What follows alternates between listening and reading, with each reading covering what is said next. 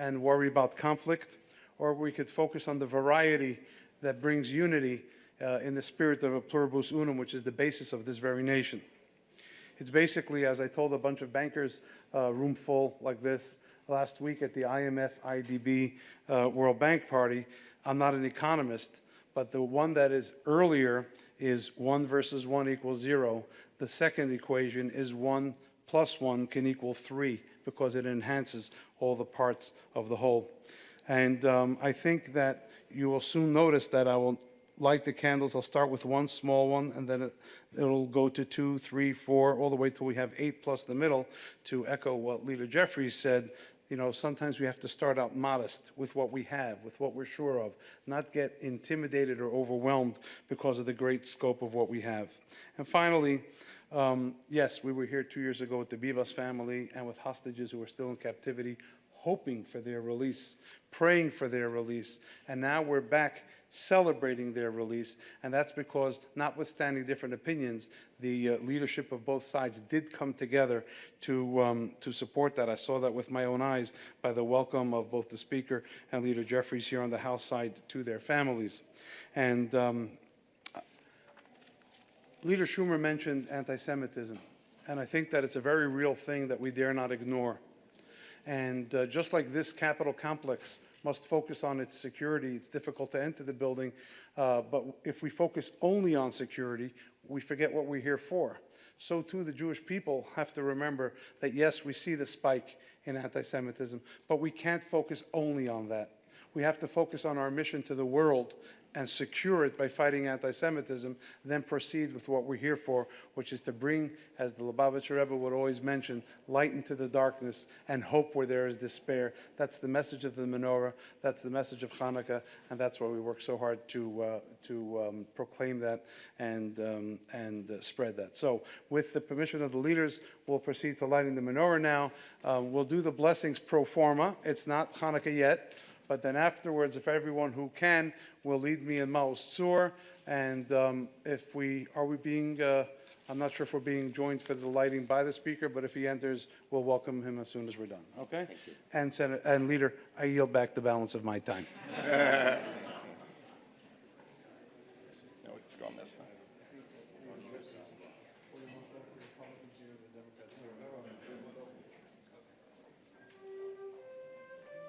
Join me, please, if you know what we're saying and singing.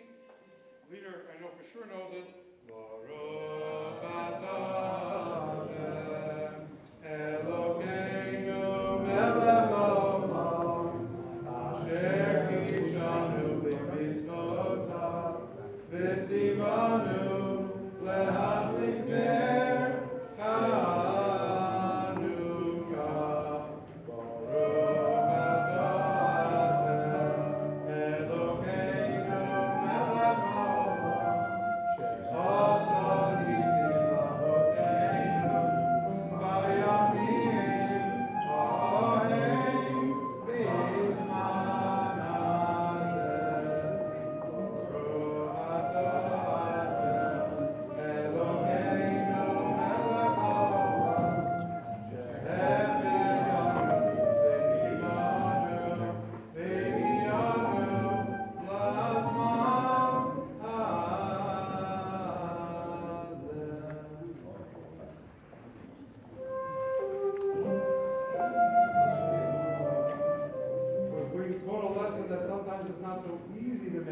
but we have to keep trying and not give up.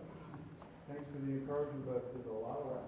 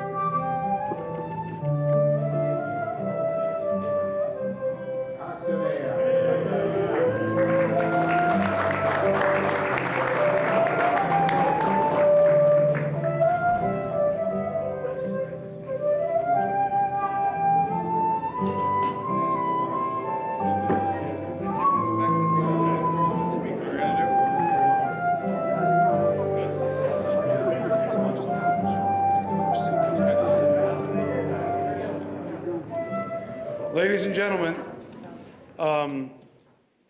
Senator Schumer had a hard 3:30 on the Senate side, but Leader Jeffries is here with us. And what I do want to say is one thing. I don't get involved in their opinions on political issues. That's not my role. But one thing I will say is the two gentlemen to my left are strong and perhaps the best friends of Israel and the Jewish people either side of the aisle has ever seen. So I'd like to have a round of applause for them there. And one more sentence.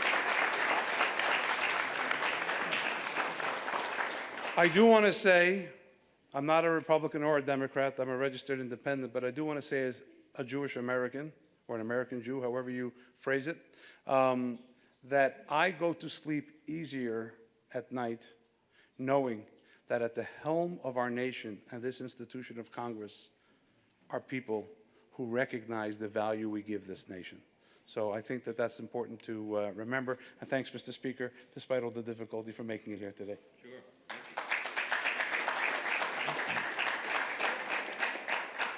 Sure. Thank you, Rabbi, and I apologize for my being a little tardy. I was whipping votes in the back room. We got it done, and I'm really grateful. This is the third annual Congressional Menorah lighting, as so many of you know, and I just want to express my sincere thanks. Rabbi Shem Tov always speaks from the heart and has such conviction, and it's contagious. And of course, Leader Schumer, who is here, and Leader Jeffries, who is my good friend and my colleague, and we do share this in common, that we support Israel, obviously, and the Jewish people. And all of our many colleagues and friends who joined us here for this meaningful occasion. Two of my favorite colleagues down here who have joined us and proudly represent Jewish people in Congress, Mr. Goldman and Mr. Fine. And they're extraordinary leaders and do a great job for everybody. This is a special time of year, and we like to do this. We enjoy this because we gather here in the People's House to celebrate our fellow Americans of all faiths. And this is an important one. The festival of Hanukkah at its heart is a celebration, of course, of courage, of the Jewish people's steadfast defense of their faith over centuries of persecution. And we don't ever forget that. It's more than 2,000 years ago in the ancient land of Israel, the Jewish people were denied the most basic freedom to pray and to express their faith in the holiest of places. And it was then that a fearless patriot known as Judah Maccabee led a small band of brothers to reclaim the Holy Temple in Jerusalem. When the temple was restored, the menorah's oil that should have lasted only one day burned instead for 8 miraculous days. I'm telling you this story as if Rabbi Shem Tov didn't cover it already, but for those who are tuning in late, okay, this is the history. It's during Hanukkah that the Jewish people celebrate and commemorate this miracle by lighting the menorah each year. Today, that same light will shine here in the People's House, and that's what is important. It shines as a symbol of the resilience and the perseverance, the eternal hope of the Jewish people. I don't know if it was explained, the significance of this particular menorah. Did you? Well, it was a gift to us, and it is made of the steel that came off of the bombs that were shot down over Israel, the missiles that the Iron Dome was taken down. So it's particularly meaningful and a poignant reminder of just what we're talking about, the perseverance of the Jewish people over all these years. And as we light the menorah, we're grateful for the many freedoms we enjoy as Americans, and among them, the freedom to worship freely and without fear of persecution and injustice. Yesterday, I entertained Speaker Ohana, my counterpart of the Israeli Knesset. He was in town, as many of you know. Some of y'all met with him. He's become a good friend and a colleague. And he was here because we jointly signed a letter to nominate our president, President Trump, for the next Nobel Peace Prize in 2026. And it was Speaker Ohana's idea because he thought that this was an appropriate thing, having settled now 8 conflicts and bloody wars, conflicts around the world, that he